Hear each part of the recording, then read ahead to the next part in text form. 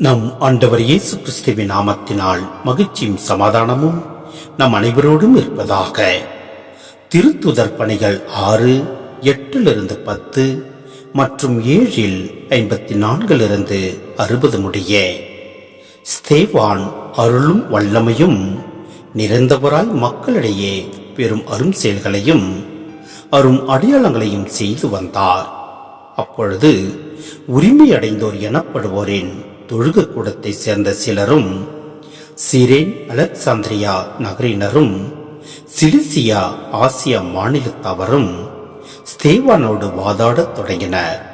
ஆனால் அவரது நாணத்தையும் தூய ஆவி வாயிலாக அவர் பேசிய வார்த்தைகளையும் எதிர்த்து நிற்க அவர்களால் இயலவில்லை. இவற்றை கேட்டவர்கள் உள்ளம் கொதித்தெழுந்து அவரை பார்த்து பற்களை நரநரவென கடித்தார்கள். அவரோ தூயாவின் வல்லமையை நிறைவாய் பெற்று வானத்தை உற்று நோக்கினார்.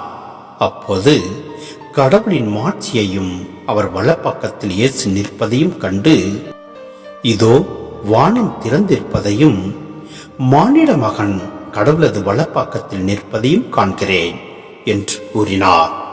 ஆனால் அவர்கள் தங்கள் செவிகளை அடைத்துக் கொண்டு பெரும் கூச்சலிட்டு ஒருமிக்க அவர் மேல் பாய்ந்தார்கள்.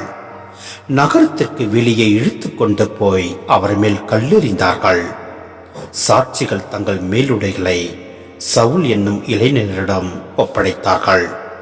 அவர்கள் ஸ்தேவான் மீது கல்லெறிந்த போது அவர், ஆண்டவராகிய இயேசுவே, எனது ஆவியை ஏற்றுக்கொள்ளும் என்று வேண்டிக் கொண்டார்.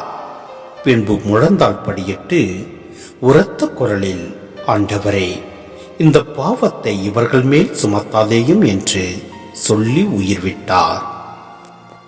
சிந்தனை: கிறிஸ்துவ பணிக்கு நம்பிக்கையும் தூய ஆவியால் நிறைக்கப்பட்டிருப்பதும் மிகவும் இன்றியமையாதவை.